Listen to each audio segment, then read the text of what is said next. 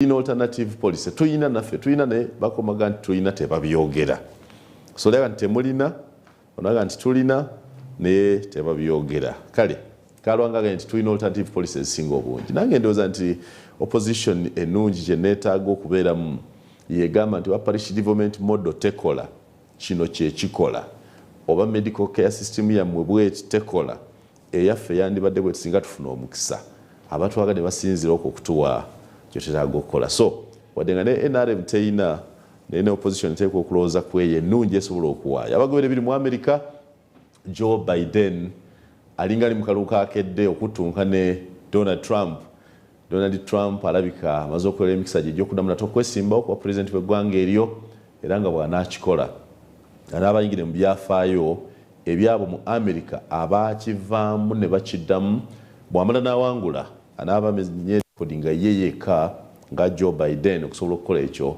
nga Donald Trump okusobola okudda wangule Joe Biden aga nti akalu ke balimu kalulu k'amaanyi ddala ke kasalawo demokrasiya wa America bw'anaafaanana akalu ka midterm elections okulonda kuno kuba wakati mu kisanja ky'omukulembeze w'eggwanga nga bateekateekate okulonda okuddako okwa bonna katera okubeera akazibu era emirundi egisinga ebanga minzaani nti wakati mu kisanja ky'oyo aliko bamussa ku minzaani ne bamusitula okwetegereza atambuza atya emirimu gye n'olwadde naffe mu ggwanga lyaffe tujja okukola bwe tutyo banaffe ab'ekibiina ekyomusanvu twagala okubaagaliza ekiseera ekirungi gye muze mu luwummula ebigezo byonna babimaliriza bulungi ennaku bbiri twabadde nnyo alipoota z'amaanyi ziswaza naddala mu kuuma ebigezo abaddewo alipoota eraga nti waliwo bafunye nga babba ebigezo naye tebabadde bangi nnyo kitegeeza ni mwami Dan Odonk UNEM asobodde okulwanyisa okukendeereza ddala obubbi bw'ebigezo mu ggwanga lyaffe kale tubaagaliza ekiseera ekirungi abazadde mwena gye muli akadde keekano okulabirira abaana abo bulungi omwana akusanga n'enteekateeka gy'olina ku lulwe you must have a plan for him you must have a plan for her omubuuze abazadde kye batera obutakola ate nga nkyagala nnyo temuwa abaana bano omukisa kubabuuza kye bandyetaaze kukola si buli kye beetaaga kukola nti kiba kituufu but it is a good parenting okubuuza omwana wo nti kati omaze ekyomusanvu wandyagadde kukola kitomuga nti muto fe abasoma obusomesa tumanyi nti omwana wakati wa 0 olunaku n'emyaka 5 ayiga ebintu bingi nnyo obanga omwana asobola okuva mu lubuto n'atandika okuyonka ebbeere nga tebali yamuga nti banuuna lunuune bwe bati n'akitegeera kitegeeza n'ebintu bingi ku myaka gy'alina 11 myaka 12 mu P7 alina bingi bye yendyetaaze so kisiba kirungi bw'omubuuza kye yeetaaga okukola bwe kibanga olaba kiri formidable nga kirungi n'omuyamba to shape kyalowooza okukola children succeed so much when you help them to shape their own aspirations than when you impose what you think is right for them many times they do not go well with that many times they even change from that path you gave them to their own path but if you ask their views and you incorporate your views into what you would want them to be you build the aspirations together even when that's what you want them to be when you ask them and they give their alternatives and you appear to be building on their alternatives they own their own path and whatever they do they seem to think that it is their own initiative that they are following and so they will do it with ease anyway Joseph Tamale Mirundi mutabani wa Yohana Mirundi moli na matufuga tugenda okubeera naye the big story ngatunyumya ku bintu bingi ebiri mu ggwanga lyaffe ewanadduli eruweero badde nti poliisi yakutte ab'amaka ge nga babuuza temubanga mulina akakwate ku baalumba poliisi n'emmundu ebusiika ekyo kiba kitegeeza nti Nadduli yakaddiwa naye ak'omusiko tekamuggweramu ddala are we saying that Nadduli is still that gorilla guy of 1980 to 86 that he can still organize his family into a raid on police this and more is what we'll be talking about in the big story tonight ne Joseph Tamale Mirundi mutabani wa Yohana Mirundi ne Mole Namatovu ebirala sabiti eno gye tumaliriza Uganda igenze mu byafaayo ng'etongozza ekizungiriza ekisookedde ddala bagenze okutongoza ekisooka nga n'ekyokubiri bagamba kumpi kiwedde okuzimbibwa tekinologi ono Dr. Monica Museveni yabadde annyonnyola ku lweggulo Uganda erina bwetuuse mu kukozesa sayansi oba amagezi ag'ekikugu okuyamba bannayuganda okufuna solution ku bizibu byabwe bwe baba batuseera amafuta nga bbeeyi y'amafuta eri waggulu nnyo ng'amafuta ge gasalawo buli kimu bannasayansi bagamba kinti kuve ku mafuta mu Australia batandise okola engine etambulira ku mazzi y'emmotoka ng'ekozesa mazzi water ate ng'era mu Uganda tutandise okukola emmotoka esambulira ku masannyalaze bodaboda n'emmotoka ng'ekozesa by'amasannyalaze. That's now using science for sustainable solutions to society challenges. A very good development that we need to have. The irony is that in the same week when Uganda sends her first satellite into the space, another report shows that Busoga is home to the poorest Ugandans, a situation that even wowed the president to ask that how do you people survive under such conditions? So amidst those quality conditions, Uganda is launching a satellite into the airspace. Bino nebirala on the big story y'olwalero. Katumule mukatono tukobone Joseph Tamale Mirundi mu big story. They went on Mars, they were disappointed. Is a ready planet. Teina Mars, teri yompeu. In fact, kunse kuliko gravity. Ate ku mwezi tekuli gravity. Bw'ova on board n'otambula wasibira kajjansi. Kakati the Russians who started this. So you want us to believe Tamale Mirundi as political science, which is Zongiri's, and we don't believe Dr. Musenero? Musenero wants to cheat Museveni. Even Amini was better. Amini was better than Musenero. That's why Musenero is using Impoma satellite. Bari babaterere ekizungizi ku mwezi. Ekizungizi mu bbanga. Is Musenero saying we are going to monitor other countries? No. It is one way of how NASA is raising money from stupid countries. Stupid, isn't it? Yes. NASA is raising money. It is launched by NASA from stupid countries. Now, the first country in Africa to launch that stupid thing was Nigeria. Chabulira mu bank. If it is launched by NASA, who is going to control NASA? Limba Museveni na efe tuja. Museveni hiyo mfungwa anatembea. Museveni mfungwa anatembea tugenda mukwata. How much money has he used? Museveni yakamba he can even defend Museveni. Waliwe a satellite mbu weather forecast weather. Have you been depending on this? If are you putting a satellite in the air to monitor monitoring kuchi? Labish. Nile Musenero fetuja kukwata. Omanyi kwe kyotomanyi. Kankubulire. Are you a Ugandan? 3 days ago, there was a meeting of SEC at Kamukati. I have machines to watch it. Kamukati or Katikati? Katikati. SEC. I have the technology. SEC cannot sit at Katikati. SEC. And they say SEC. Yes. At Katikati? They have even put up. They have even put up. SEC is chaired by Museveni. Are you aware? I have the technology. SEC members without Museveni. Without Museveni. To look what the problem with them was. Afego tusimbye oyo umuvunanaji yabagambye konti agenda kujerera mwenda ali kigongo nadduka nagenda ye kigongo nadduka oli muzukulu Mirundi katumalirize tolaba technological improvement mu satellite yaffe. I'm telling you tekiriyo tolaba Uganda which cannot pay even sufficient for teachers, Uganda that cannot even pay for doctors to launch a useless thing. Are you saying that you are going to Baliaba nkubulide omwacha kutegezeza tokitegedde kugenti NASA is looking for funds because the Americans have found out there is no life beyond Earth. Kati bakwata ba Musenero naleeta nakwata Museveni we mukwate nefe tujja kufunga tulina nyalaze basi za masanyalaze ne piki za masanyalaze nga zikoleddwa wano mu Uganda anda Musenero assembling and kuchi we cannot go back to the wheel. He is stupid, he is an idiot. Balimbagwe, you are a villager. I'm not a villager. I come from a family prominent people. My children are highly intelligent. Museveni sola kunimba alimbe Museveni we. Tunalaba ku basi za masanyalaze mu Kampala. Nali tudeko ku boda boda ya masanze bayagulire ne battery. Why should Museveni take people to Japan? Museveni alimbe mukadde munne. Museveni amulimba akaddiye myayino. Assembling and manufacturing are different. What are we are manufacturing electric batteries. Manufacturing. You see? No. Where do you get technology? From where? We manufacture. How many? If Museveni was serious, she would have won a Nobel Prize. Museveni is impressing Museveni.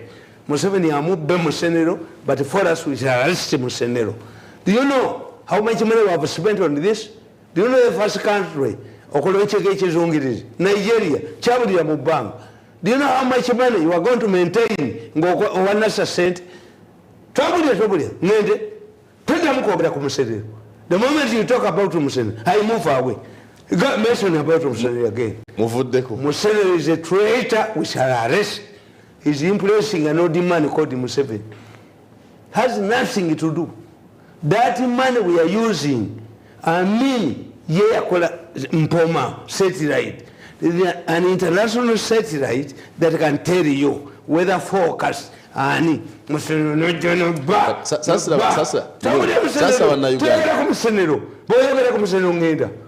Stop about talking about Museveni. Do you watch? I'm talking about our technology. As you write a book, other people also using a satellite. A country that is not capable of paying its charge sufficiently. A country that cannot pay its charge sufficiently. A country that cannot solve its virus problems. This is what these African dictators used to do. In the case of travel, you invited the Pope. Obote invited the Pope in 69, was toppled in 71. Because the Pope's visit did not solve the problem. This is why African leaders decided to go back to Addis Ababa. Because every country that hosted the African Union, Bajuwambanga, use your resources. Museveni is completely useless. Completely useless. All of this money you are spending, hey, try to take his own to help who. NASA is just taking money. Don't mention Museveni. Don't kill my day. Don't kill my day. Don't kill my day. Your son went and studied oil. Yes, my son did oil in Scotland. No. We are not a Museveni. I can sue Museveni. That's the Museveni. I was watching a meeting of second members fighting in Muhoozi. I laughed. I danced in my sitting room. The professor they have put up, Museveni yabagamba, ekibiina kya fellowship muli babbi. Ne mukikole ngasingira kati badduse kuba balebye Muhoozi. The Muhoozi wave is unstoppable. Muhoozi is not Muhoozi. For us, we are supporting a person at beyond Muhoozi. Muhoozi abanyabanyeza family yange myaka 10. Sinza kutesa naye. Museveni lokutati nankanyuka kasasiro omukaniyeko. Nagalawo program zange. Nakola ki family yange nebona. Kakati timiteri nabalabye. Nkakukubire wano.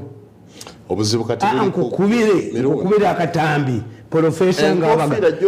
What can we do about Muhoozi? Eriko Muhoozi. Bulijjo ojana ya Museveni. Bonna bava mu nyumba eno. Wakufira bwa Museveni. Omukona nziba. Nagamba tibampa sente. Where do you find the Muhoozi and succeed his father-in-law? Museveni should prevail over. The person who is causing trouble in this country is his Muku. Unless Museveni convinces him that in Africa you cannot succeed your father-in-law, Museveni is wasting time. So you're looking at the presidents of Uganda as hereditary, from Museveni to Muhoozi, from Muhoozi to the son, from son to somebody else, and you're an intellectual, a student of political science. Anti mbamanyi mwete muyina awo omuka buli muntu nankuba nanjoka emyaka 10 nesente zange nazikwata nezobutaba nazikwata I was watching their meeting. I was watching their meeting. The professor was lecturing them, the think tank. But how can we do to a man like Tamale Mirundi? No. You see, Muhoozi will be defeated. Why? Once you give these Ugandans money, Muzijewa, we have accumulated this money. Let me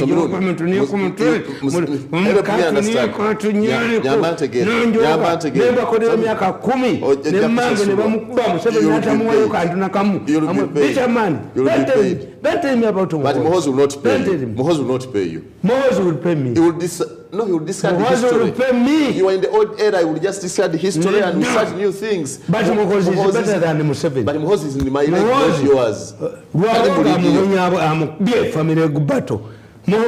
has come out right. We don't want to get that far. Munyede ku mutwe mama wange bamukuba nizo kukuba nyondo okolera Museveni Museveni yankanyuka kasasi okolera Muhoozi agenda kuvuganya Museveni muvuganye. If you want to solve a problem, create a contradiction. If Muhoozi remains defiant as he is, I will support Muhoozi. Museveni, what do I get from Museveni? Museveni mkodomi we yanjoga nankanyuka ndinavuma nazala we Museveni natayamba na mama wange as Museveni helped my mother. I look for a better one. Kankuvulire gwe. Let me tell you. One day, let me tell you. You want to create a battle between Museveni and Muhoozi? It is easy. Muhoozi has created a contradiction. A contradiction. The first thing Museveni would do, your second members who started the category, convince this man to disappear. Museveni agulie mukodomi we a farm adukenga tebana mukuba yatawanye gwanga. Can Museveni stand against Muhoozi or the other way? Aja kuswala aja kirekawo. Whatever ko get off my Hyundai. Twaina wano ngabajeta get off my Hyundai. Competition, get off my Hyundai. Nayo manyenti omusajja mukuru yalemera ko simanyi yali gwagundi. Gubo olwana ne tata uno omukazi abantu bagamba nti lekerani. At one time after the Second World War, the British decided eggs would be reserved for younger people. Museveni has done his role. Kati fetu ya mulala kati. Amagoma gavugira aliwo. Museveni aganyu okuba mukodomiwe. If Museveni does not, the crucial problem is his muko, backed by his mother-in-law. I'm a realist. It should be Wabogo to know. Let's have a break. Let's have a break, Mirundi. That's the wrong path we are taking. None of this was declared. Even Muhoozi has not declared for the presidency. Has he told you he's going to stand? Has he told you he's going to stand?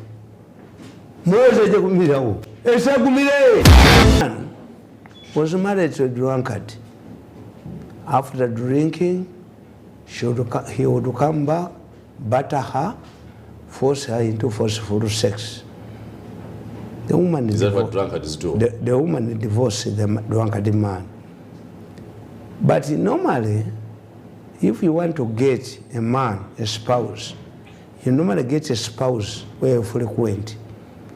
The woman ended up with another drunkard man who urinated in the sitting room, but who could not batter her. The villagers realized that the woman had changed. Yageja. These are two drunkards. Neche kunyonyoro kitegede. Au kitegera. Che kunyonyoro kitegera. Otukira che kunyonyoro echiteza kako kofira kano. Ochitegera. Do you understand this? Ndikamukati. Mirundi. Address one point. You humiliated me, thinking that I am humiliatable. I'm a mandwa that is not humiliatable. Museveni emyaka 10 taina kyampadde ne mama wange taina kyayina. Muhoozi ayinza okundeetera akalala. Muhoozi can change tables. Ati kyewera evident mu government ya Muhoozi tugenda kwa ne stake. Kale He's 48, I'm 44. League goes with 7. That's already above 60. Somebody came. Who looks younger, me and you? Are you telling the people? One day, Mukobama Simu, Nzene Muhanga, and you are single talk with Yidida. Baby Simu, you make Kadisa. Nzene Jimunya, Keramu Jimuzange. Nina money. I'm a married man. Of you. You're telling me of you. But I'm a Simu. Nzene Muhoozi. Nzene no. And you are single with Yidida. Twaria, Kobe, Twaria. Ebyasigala byaba musaayito twali basajja baali baagala endongo nga bweddenga n'okujaga mukere n'amwenya n'okumwenya tonulira omusajja amasuuti gakuba nga era nze nkyali munyenye za kampala man twalyako bye twalya ebyasigalira byaba musaayi muto twalya abasajja baali baagala endongo. They come from Gaga. I come from a rich family. Sikadiwa. Okay. Najimuza. Waria Kobe Waria. If you have Sika, Zenaremera, Ndia, Micharia Nakati. Micharia Nakati. Kakati, Bandanga Mukubesim, Onagamba, Ntize, Yupesi, the Muhoozi Muto. I'm 67. But do I look 67? No. But I'm a man with the money. With instead of dealing I come from a rich family.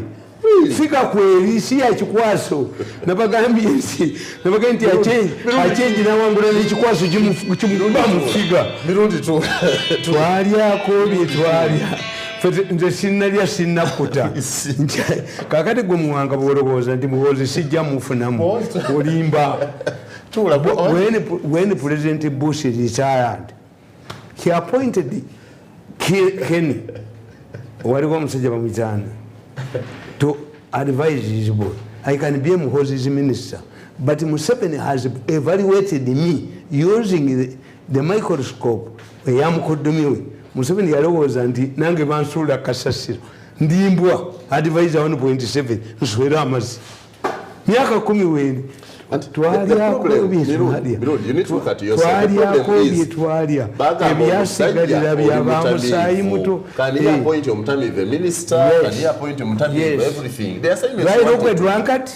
lwaira drunkard abaganda bakazaaluma bigere omwoyo gutegeera envunza eruma obwongo mubasoga mugamba mutya nze mutamiivu anyumirwa engoye bagala nakungula ngenda kumodolinga kato mama tata wange yawasa omukazi omulungi ne bazaala omwana ayina figa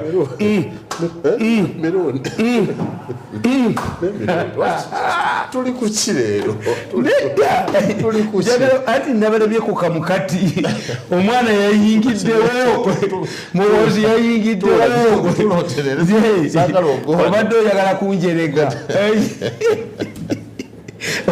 gojeregeze no bizibu byabali yakoze studio olimu kuba bukubi mazira sebo tuli mu studio ya TV ati enefana na gundi tebo ya wetunywera omwenge mwana usakafana na wetunywera eno bala kati katuli mu bala mwamwenge bakuweze nga Idi Amini naye mugamba buli naye ani awa Museveni amagezi owera omwenge kumajanga Idi Amini gwadda mu kitanda omutamiivu omwenge gwe yanywedde ekiro bagujjako ku makya ogw'ekiro bagujjako ku makya ogw'ekiro omutamiivu alina okunywa omwenge ku makya gujjeko ogwaluli kakati ye Museveni yaggalawo naye oba ani amuwa amagezi nokundi yagamba Sir Opendi yagamba munywa omwenge ne mugukeera obunayiza bw'abaana mu bulese bakazi be balabirira abaana let the law come. Do you know that Sir Opendi met me in a more dangerous place? More? A very dangerous place.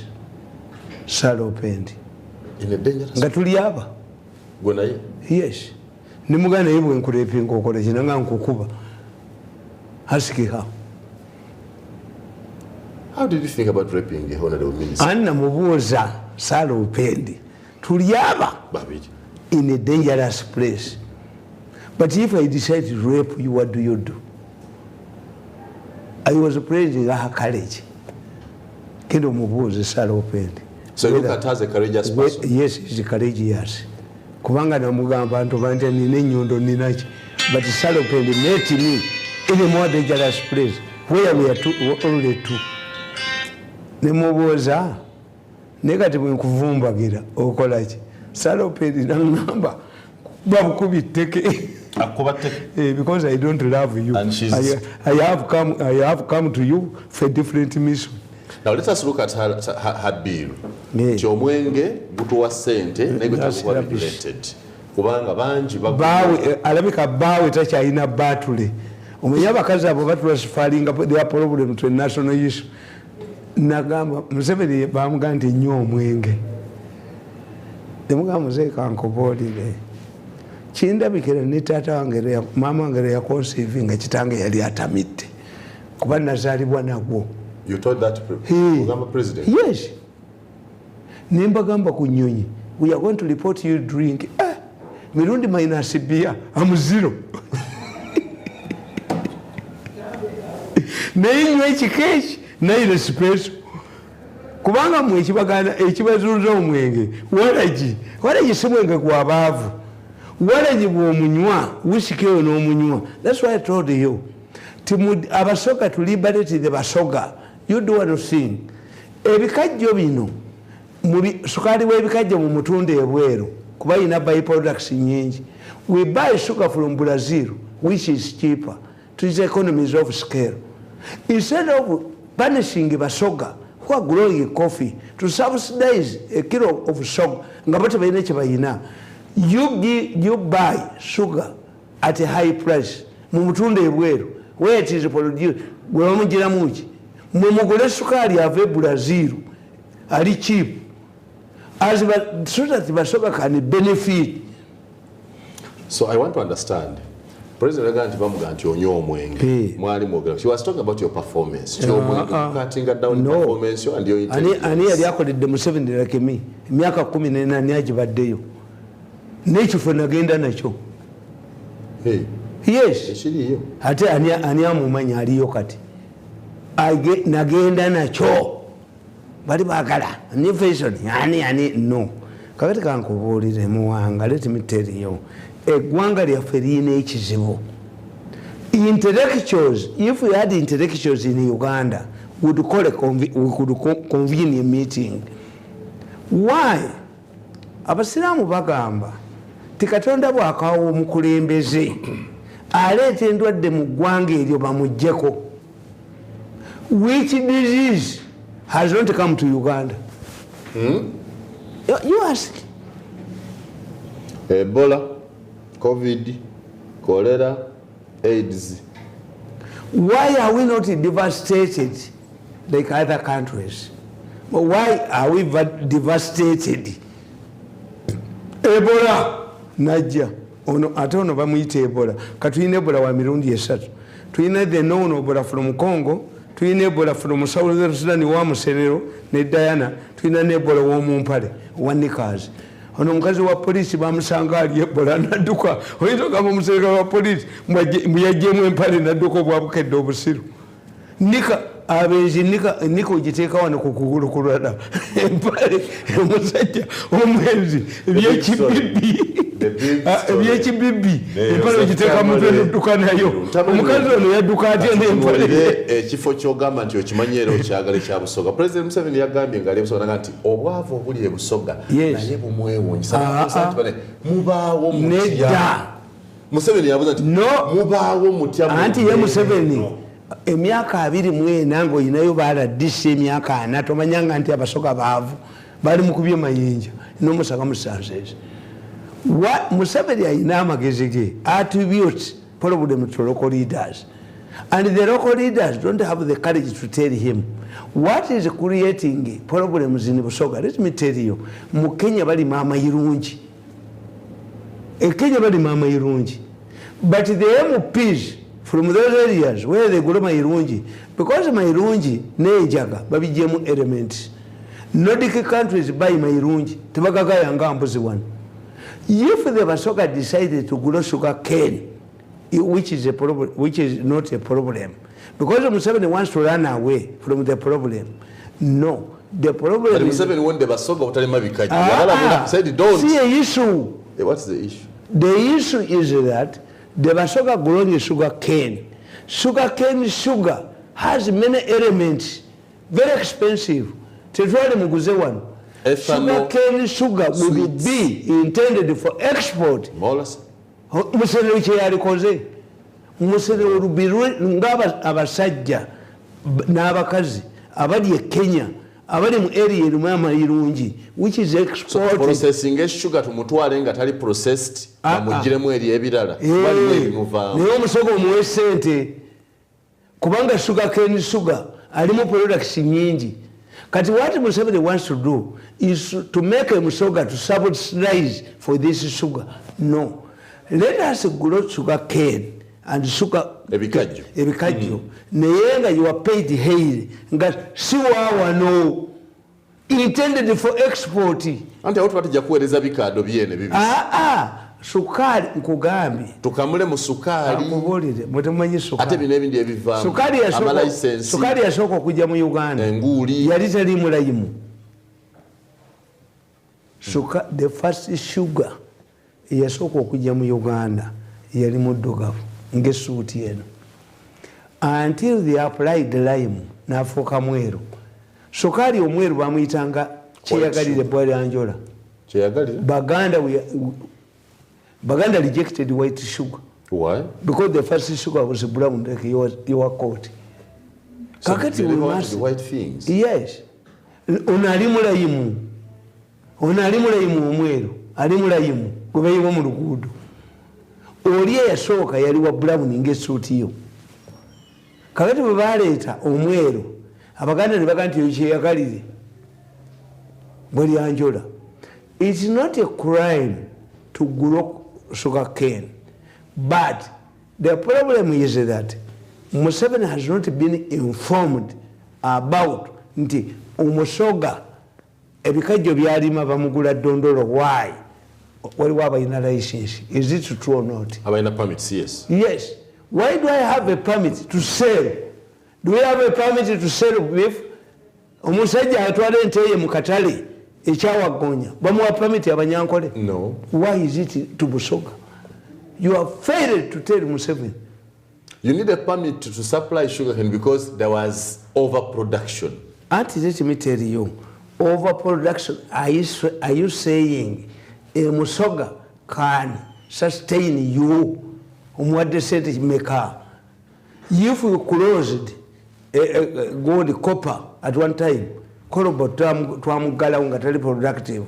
The British closed coal mines. They are no longer productive. Why don't you tell Basoga not to grow sugar cane? I cannot tell Basoga not to grow sugar cane. No. Sugar cane produced from sugar cane, ebikajjo, has many products. But the buyers are not paying for those products. They are paying for one. Museveni kyeyalikoze kakati kankubuli mukazi bamuyita nakumati yagenda amulu n'ateekayo factory. Kati to beat nakumati asasula sente ezisinga bamadivan yagwa.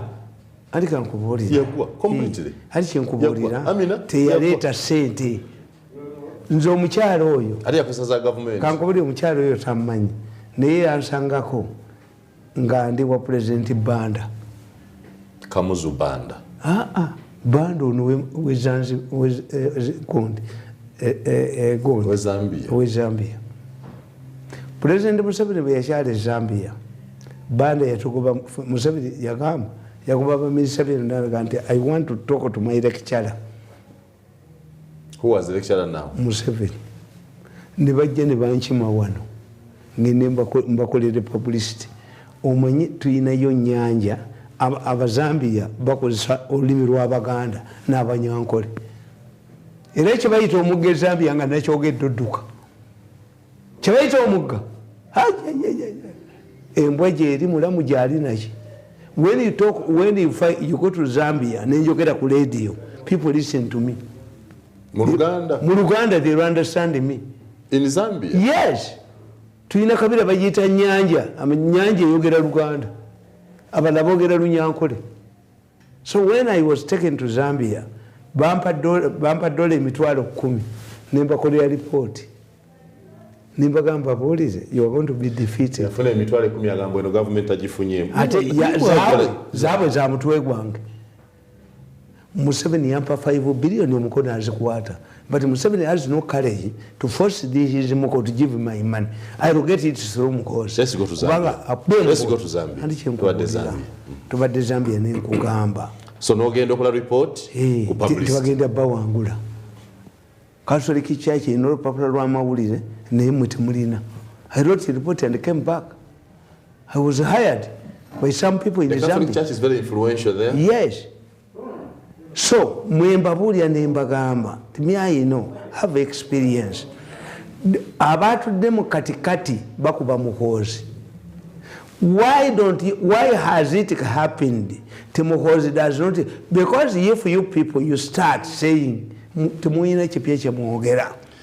In 1996, when Samogera came up, the Buganda Luchiko came up with a resolution, tibawagira Samogere. The Kabaka, the result of this, signed die after meeting me. I went to the Kabaka and told him, Kabaka is my friend. Who you make a release younger sword. What do you know? I'm telling you. Nzene Kabaka ngatutudi. Ngamaye ganente numvuka bamwita antege. Ngabebalita soda. I was a serious advisor of the Kabaka.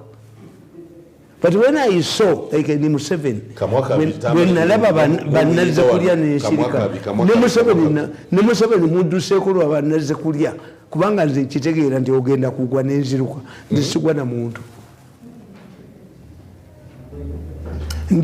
What is causing the trouble? Told it that you get. Yes. As a bus coming, did you listen to yourself? Yes. Ogambi. Nkugambi. Togwana muntu. Sigwana muntu. Otegeranga agenda kugwa. Ineziruka. Is that what you meant? Yes. Because if Museveni cannot handle his family members, then what's the problem? Either has grown old. How does he handle when you are escalating the problem? And you are sending Muhoozi against Museveni. Knowing that the two are fathers. I have 2 candidates. Mubaganda Nakato ne babiri baba bagenda okufumbirwa babiri yasooka okufumbirwa bwabula amuwasa mwenye najja n'amugjawo n'afuuka ng'amuwasizza. Do you know what happened to this babiri? Eyimba ng'ennyimba z'abalokole yabba omusajja wa Nakato, because it is embarrassing for babiri Nakato to get married before babiri. Omusajja yajja okuwasa Nakato babiri yamubba Katonda amubonereza ne mu Uganda talimu. He investigated that story. Kakati the coincidence of names na nze candidate bali aba na candidate Museveni ne candidate Muhoozi. It is a 2-horse race. Ono yotoyinza kujjayo mutwe. Anybody from Museveni's family who raises his head will be abantu bajja kutegeera mulimu ono yonna mukubye ono yanjogera emyaka 10 n'ajoga famire yange n'ojja ku programu zange kano kalina omuntu okalinga ebulooka bajja ku programu zange banjoga mukubye ne mumalawo. Busoga twatumaliza Busoga. Yes. Who is responsible for the poverty in Busoga? Who should we blame? Now that the president has said naye yabyewuunya. No. You see, I've told you which you have not understood. That in Kenya, there are people who are growing Mayirunji. Yes, that I understood. And Mayirunji, like marijuana, they have a substance that is used in medicine. So the growers of Mayirunji in Kenya have been protected by, in fact, we are next, the country that has the highest gold trade with Kenya is one of the Nordic countries, either Sweden or Netherlands, because of the Mayirunji. And people are making billions out of. Actually, I remember Sweden promoting. Yes, marijuana. Saying, let's grow. Kakati, let us ask: are these people, the Western Islands, growing tobacco? because of the excitement in Uganda, nemulete teka lya sigala ava Kenya. All of the jobs have shifted to Kenya. Are you telling me that the Westerners were wrong? Should Museveni condemn the Westerners nga bwe yajja mu 86 yawananga BAT nga yesinga okuwa omusolo? Ensese ekomye okunywa sigala naye Museveni baamukuba ne baleeta etteeka was sponsored. BAT shifted to Nairobi. Those who smoke gold, tobacco kakati abasoga, they are growing an important cane, a sugar cane. Sugar produced from sugar cane has many products. This is why the Madivanis were fighting over this forest. Do you want to say that the poverty in Busoga over the last 40 years, yes, and it's because,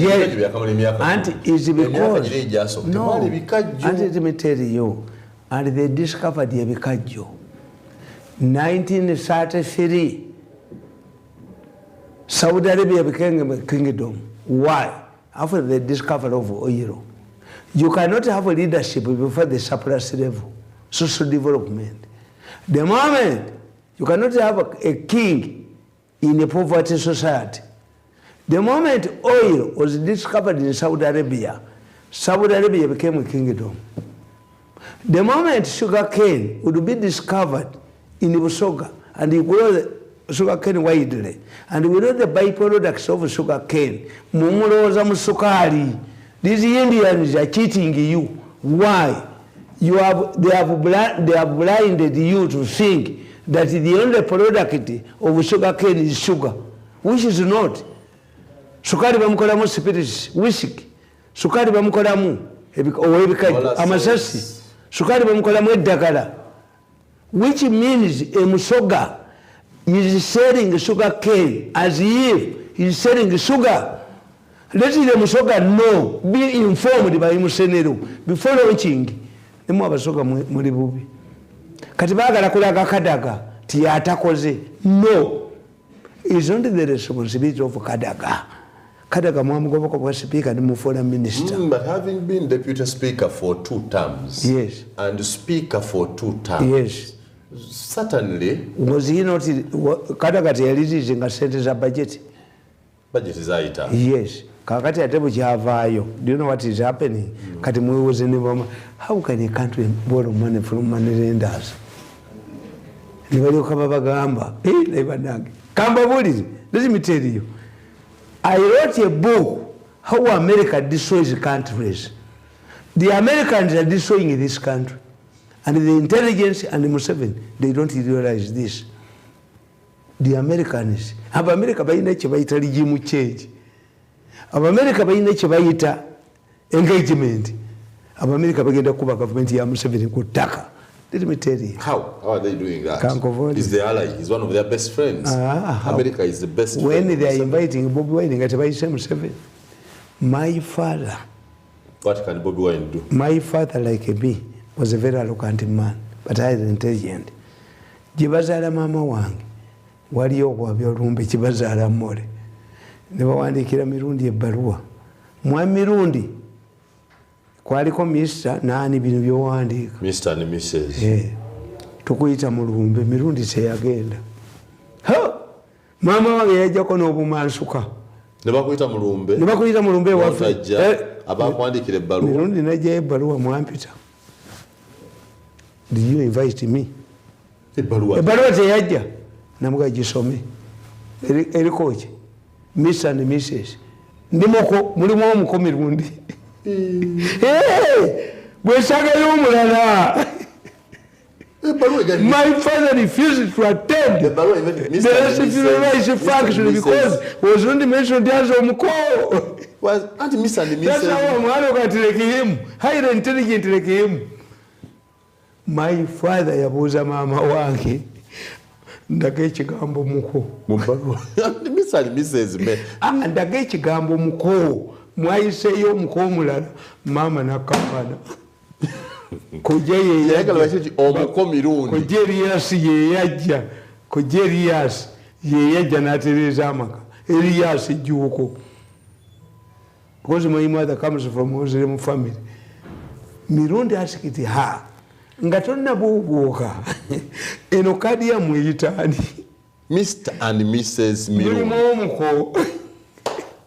omuko Yohana Mirundi mutani wa Sembuya kyeyayagala bamuwandike mulimu omuko I like my father very arrogant kati mwembabuulira if we lived today we actually discipline you you'll be living ngenda kakuleetera the Americans are destroying this country and you don't look the intelligence is poor kankubuulire of recent President Museveni umuambassador wa Russia no wa China no wa America abadde asinkana wani over Ebola China inaki Natalia abadde Natalia wa America yes Natalia wa America yazina and be balina sente ziyamba batu where are your Chinese allies where are your Russian allies ngatwanyisa Ebola America is destroying this country again they are the ones helping us. I'm telling you are contradicting and you yourself. Don't know bwe babe batuyamba ku Ebola how do they destroy Museveni us? has been praising China and Russia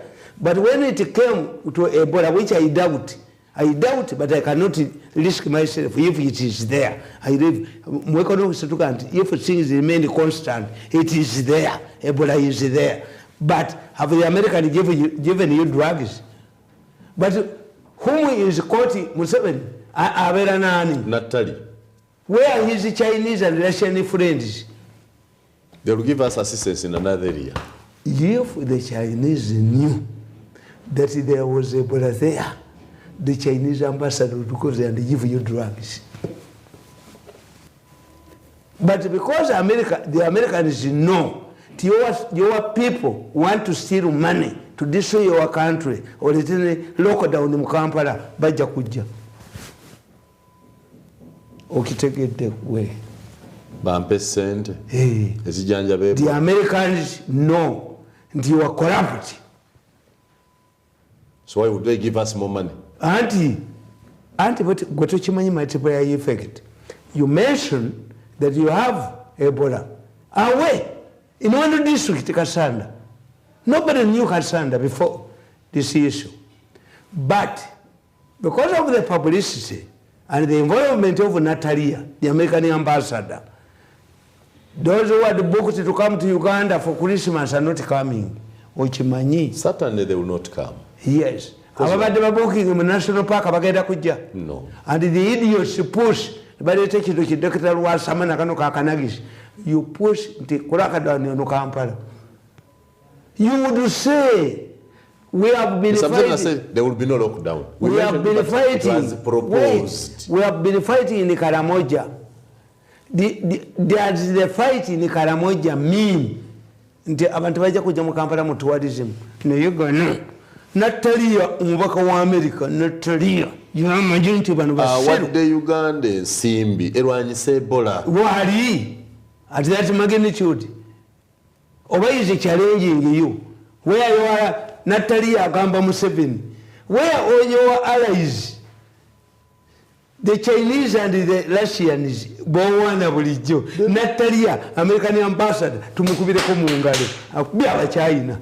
Akubya aba Russia. A friend in need is a friend. It means that it is only the Americans who are interested in our welfare. Health. That's the statement. That's your analysis. Your Yes, understanding. because I'm intelligent. How about if we say how America destroys nations? America terumba mawanga nti egalumba militarily. The America in technology.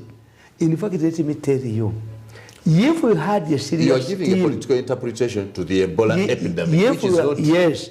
If we had a team of intellectuals who would sit down and ask, have asked you, Tiabasiramu bakugamba, Tikatonda bwako omukulembeze, amuletenda bwezitwauna. No. But Diana bano nima change bali basente. Bagala America bagala. Elecho vulabo bwamonesa bukuba. American embassy, ambassador, buli semboyi, bali sente. They don't know what is happening. Okitegede? Chitaba. Kakati kankuboleze. How does America overthrow countries? Tell me. So what you said is the book. Where is the book? Njina nyenda chikuletera. yagende Panama nejayo Noriega nti atunda enjaga. Removing a sitting president nti atunda enjaga ali mu custody. Did the Americans help after removing Noriega? Let us assume was selling marijuana and helping in this country. What product was there for Noriega to help his country?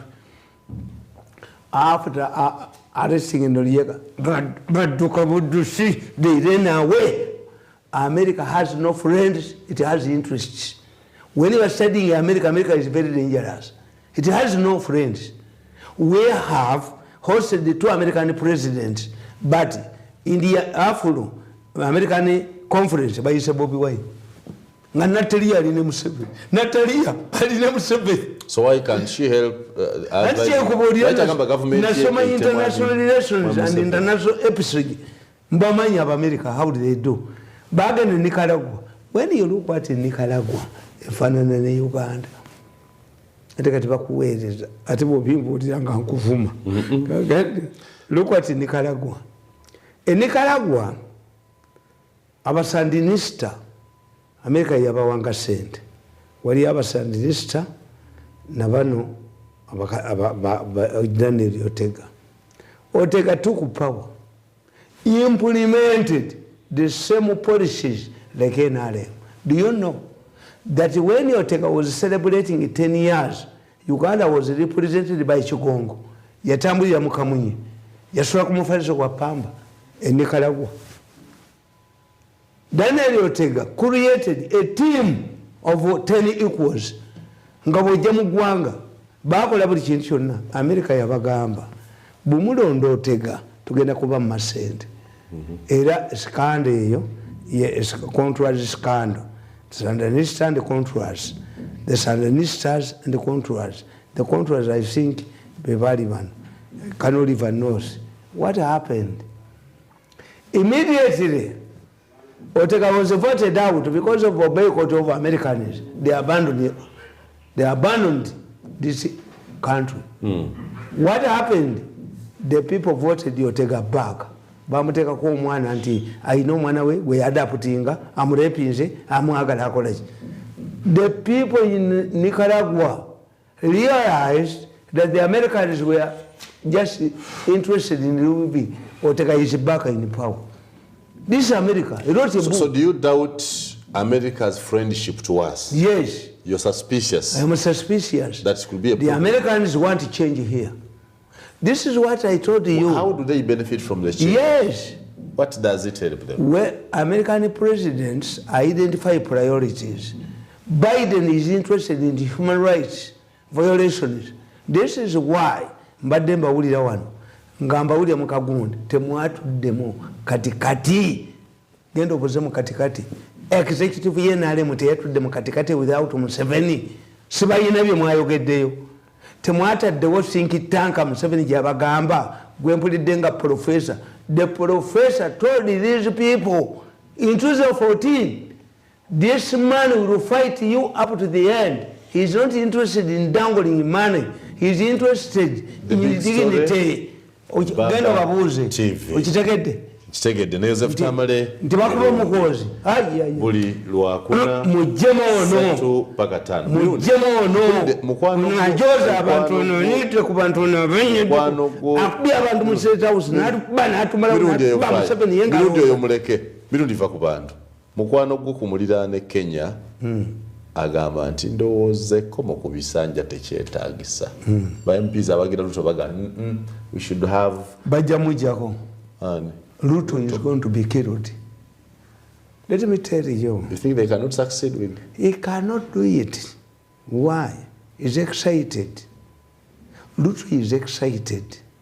Ekintu kasekitandikawo. The Americans, many American presidents, like Reagan, told them, the problem is your term. Once you put Ekisanja on your constitution, to get it from there, Ruto will be killed. I can predict it.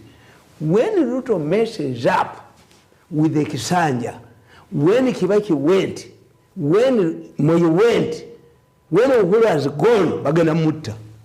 He's going to be assassinated. I can put my money there.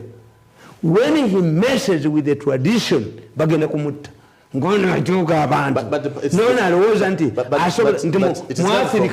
can succeed your father-in-law. It is coming from members of parliament. First divorce. Parliament will pass it. Which parliament are you talking about? Parliament of the poor. Tubana abasajja abasiru bana abakazi abasiru kankubuli. Parliament ya Kenya naba professor be. Nkugambye mane baba avuwaza. Ngobono mbatutu. I'm disappointed. A man like Muwanga Kivumbi. A man betwali nalima nyinti Muwanga Kivumbi. Tasobola kulyanguzi. Azimba bizimbe kumujabire kawa. Tasobola kulyanguzi. Anti nkubolidde. How can you have a person for MPs? A person? For MPs? For MPs? The issue is... Oh. No, let's have a short break. When we come back, we start from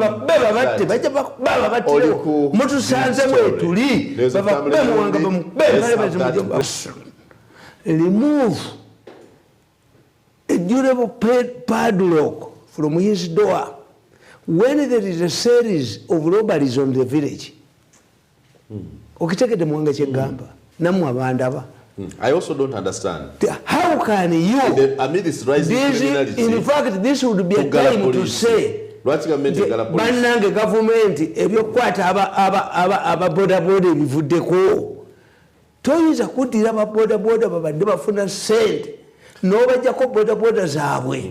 In the face of a rebel group that is attacking police stations. How do you relate the rebel group to anti egenda kufuna fresh recruits oyo mwana wa boda gwejeko sente gwe ezire ku police ne chewana ate bajja bitte ebyo bigundi ebyo ebyogera police bajja bikuba bana babite because you don't know omwana ono boda ye yebadde muri shemere waka omwana ono boda ye yebadde yamba omwana we kakati boda yimujeko tayina sente za kusasula bagenda kubatta in fact I cannot rule out that those attacking the police are recruited from the borders who are deprived of their jobs.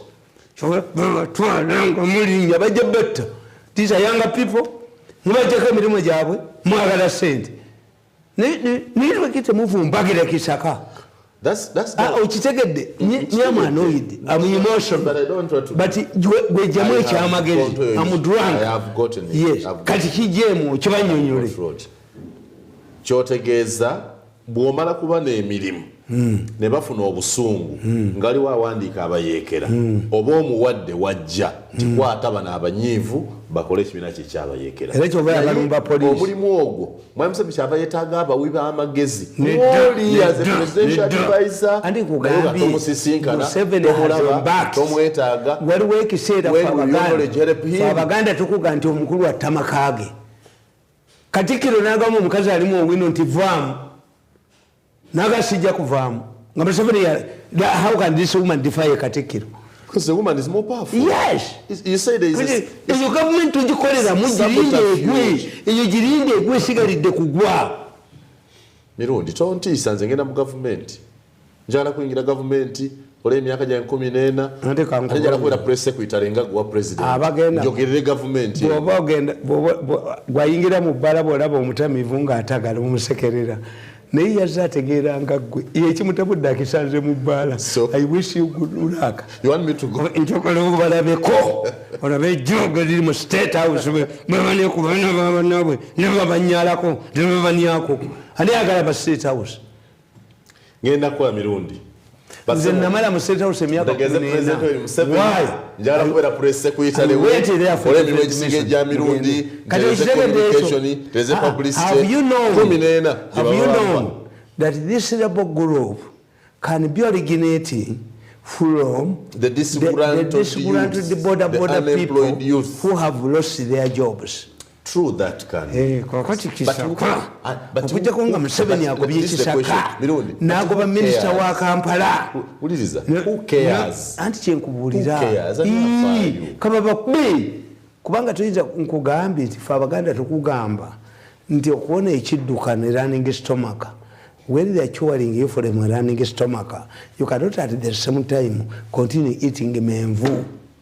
If we have a rebel group that is attacking police stations, is it the time when you make dandamule? People are employed in Kampala. Every border you see there, it means the former owner of that border cannot feed his family. Museveni tumukubire ko mungali.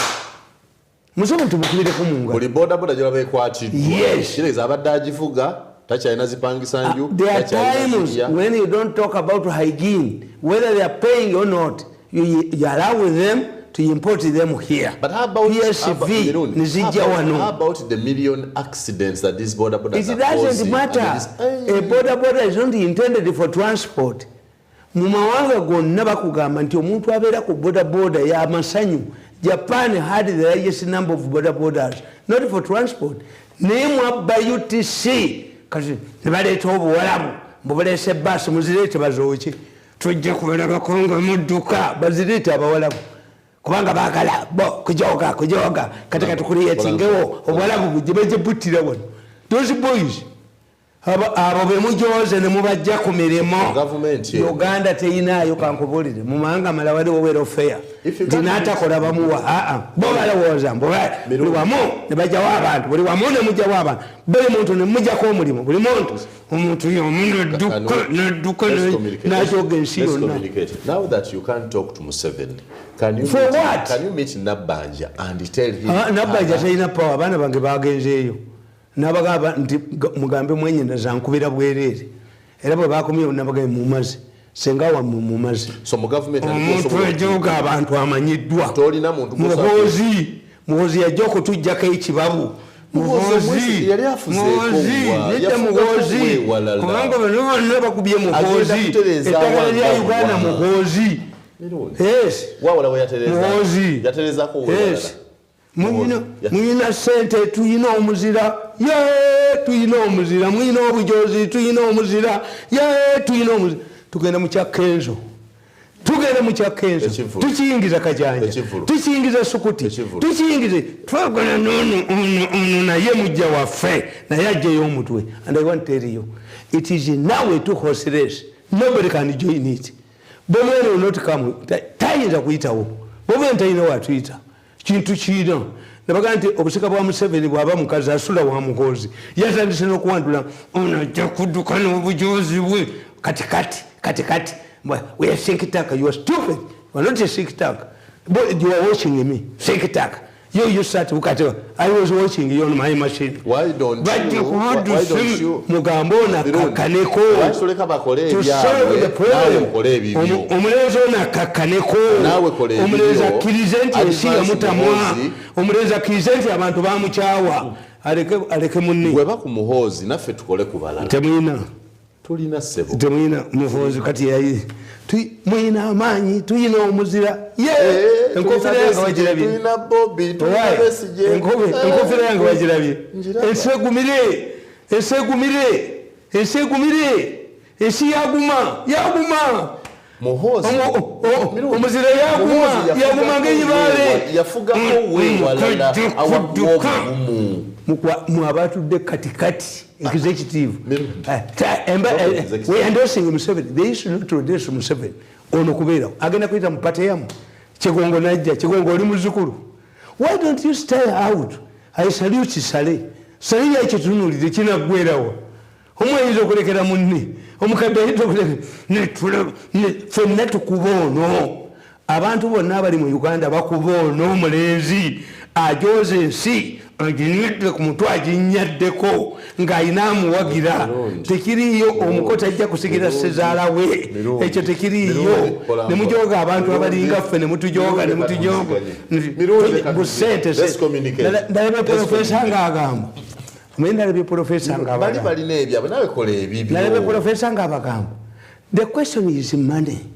Whoever has money if Museveni has a moment tujja kuzirya money is like cosmetics, they help beautiful ladies ono ye ne bwana agaba sente ate omusango gwa organize waliwo omusango gw'abasokozi. Let's go for a break. Let's have a break. Tukyali ku big story ku Baba TV ne Joseph Tamale Mirundi people afuna pension chikusala kitya kubanga let me tell you naawe ogantu oyagala okulabika obulungi omuntu wava mu parliament tumuwaka sente let me tell you where is it. Let me tell you the problem you have is not to analyze nti bamaze obbagula bategedde toyinza kubeera na mukazi ng'oli musajja musiraamu nga wamusayiringira ddala ettalaka. I live with you naye ng'olina ettalaka, then you will have no future. These MPs are going to be used. Ne tujja batta baagala okuyisa omuntu ali unpopular mu parliament tujja battiramu bajja bakuba battiremu kubanga parliament is a cause of problem. The army is sucked in and the civilians. I've told you the way I'm looking at things, America is at play. The America multis viruses abana ne batasoma. We are taking our children away from Uganda. It does not pay you okudi omwana w'omuteka mu ssomero avana saternity bwebakebera bali yokkumi. So omuntu wava mu parliament nga twagala asigaze ku kitiibwa alabikalabikako abandi kyeyakola. For 10 years. But you have been bitter. You have been bitter. So we cannot allow 400 MPs to leave the house and become as bitter as you. How can this man? What's the question? Where? Then let it pakoli never was a baba. But Muchis tujja kijjawo. Is it a constitutional amendment that requires referendum? Tujja kuzima joko tubasibe.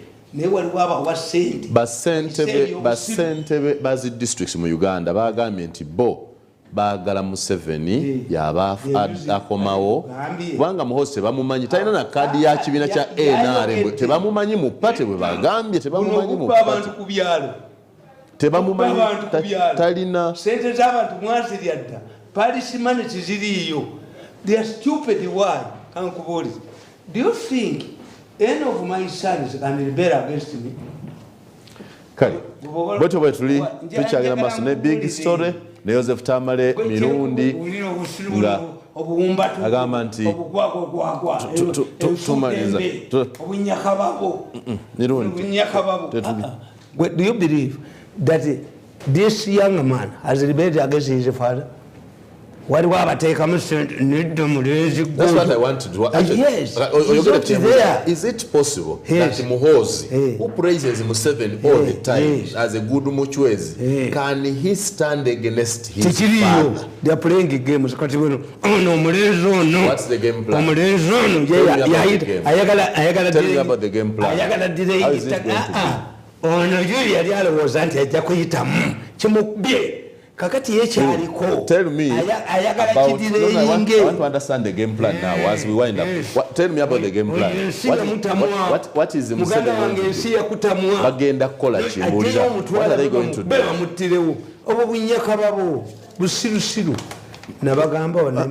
Tosoma butabulero Mirundi obudde bwezi. What is the game plan of Museveni and Muhoozi batuzanya kaluwa?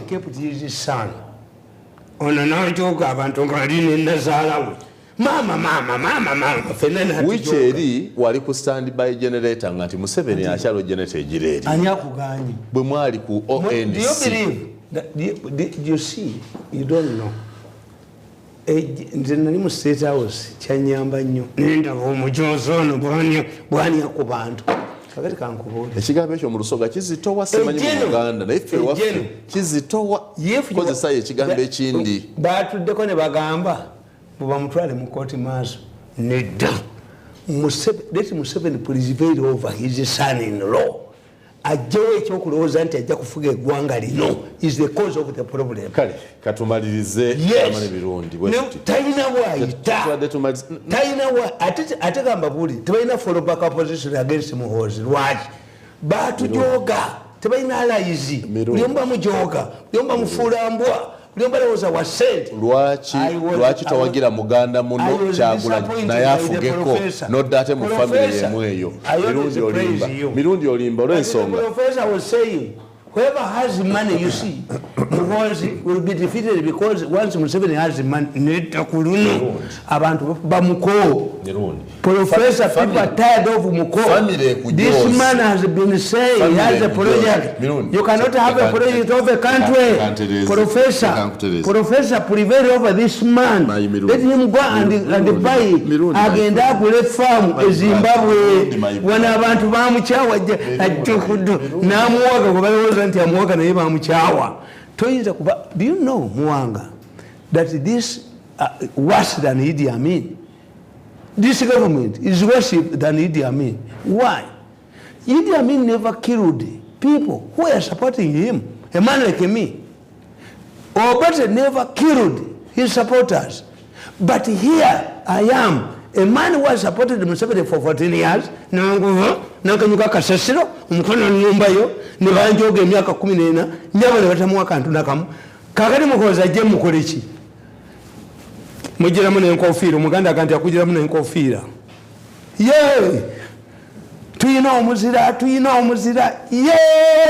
omuzira muyina sente tuyina Museveni must know esetabuse esegumire omulenzi jidde mu kiseera. The battle is not between Museveni and Muhoozi. The battle is between abajogeddwa n'obudde akadaga. A former speaker, no more minister, no dear Lumumba, Nabela and so agound, Mujoze nya abantu, no dear Musajja Kaseke, no governor, Eraka Katimuanga, Muteka, governor, no Musaja Muagazaji, Yajakuberachi. Reform your Abujozi. The problem in this government is Abujozi, no Busuma. No Mudia no better quotation, the Diana, Akirise, and see. Kampala Galeo, Baba for the Sente. It is a problem of one man. Can you listen to me now? Now listen to me. Tuwagira Muhoozi. Sirwa kubantu mwagalanyo. Ya yinzo tukubira omuko. Bino byebongamba. Me I support them. I support Museveni okusigalawo. But Museveni okusigalawo atuyambe. Akwateko mukoddomi wono. Amugulire farm agende Zimbabwe. Enseterere. Omukuya aleese obuzibu mu gavumenti. Ne batuuka okujoga Muhoozi. Mirundi kati njagala ompulirize. Bulungi ompeye eddakiika 2 ezimpuliriza. Bwe nsanga mutabani wo ng'anywa omwenge. Tuula bulungi, tuula osetuse kale.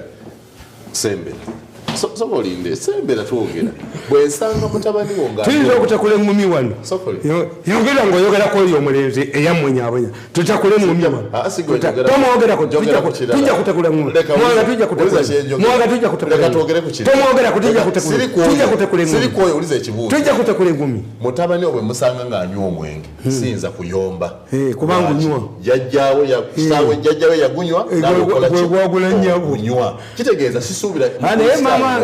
Ewachi mulite alaja botebatwala yomwe family kujoze ya Museveni okuba Muhoozi aleme kujja. Wachi soda wa Bobi Wine ne tuve. Omukozi ajoga ne Muhoozi. Tudde wa Bobi Wine. Zinguba muko. Wachi soda ku muganda. Obuzibu bwange bwone yangoba mu State House. Ne Museveni nakkiriza. Bane Museveni guliride me. Do you know how to write? Museveni guliride me. That's why Museveni cannot utter a word against me. Yanjebula nnyo kugamba waliwo deal humiliate him akkirize mutabani wa Yohana Mirundi mutabani wa Yosefu Sembuya abamayiro fe abasajja abagagga abalina property ewaffe fe tumalaga jogebwa bwe tutyo Museveni nagaana okukola nagaana okunkanyuka kasasiro. So the problem is now ne Muhoozi mumujoze and the wholesale Muhoozi will be very it will be full hard for me not to side with Muhoozi because the group that forced me out of State House, I'm not looking for a job. Muhoozi yafugako we walala wakuwa obugumu nti unafugako wa aluwa n'amatayina monopoly naye omanye ekiri embalalawo enkoni eri mbalala wano enkoni mbukonde ono lukakana kati ate sezira nga omukazi oyo mwamutwala ne mumujoga ne muleeta omwana wa mwenyina wamulamuwe nemugayasa omuntu bagemeire yabiteekamu kati yabiwandikamu amazina gano gozi ndigakujjukiza ozinidde Muhoozi oyimbye tulina obululuusi mulina sente tulina abajozi tulina biki tulina omuzira muyina sente tulina omuzira tulina omuzira omuzira ze banange eno ensi Katonda yabajulizi yagiwa tulina bakande etyaba muwanga katulina bakande etyaba buno bonna bufere bende somanyi kiwagedde gundi eggwejje Muhoozi agambyeko nti agenda kwiza mwenaalemu Muhoozi ekigonga ze sale ngaasirise independence amanya agalina how do you know katusazina wetuli abajogebwa the battle is between abajogeddwa n'atujoga Museveni addire mukoddomi we amugulire faamu Zimbabwe adduke. This is causing trouble. Musanvu toliyimba Mirundi ndikujjukiza kati yimbirako ddala gwe sanyuka oyimbe Muhoozi n'abaana bange basanyufu kale omuyina eddaame lyange mu baganda bange naleka Muhoozi okulabirira abaana bange Muhoozi mu ddaame lyange mwali mwali naye nga si ono yatujoze nnyo. Museveni's problem is his family. Now, Muwanga, Museveni has failed to solve the problem in his family. Naji tukwasa. Let us solve the problem. Muhoozi afuse muzibu nnyo.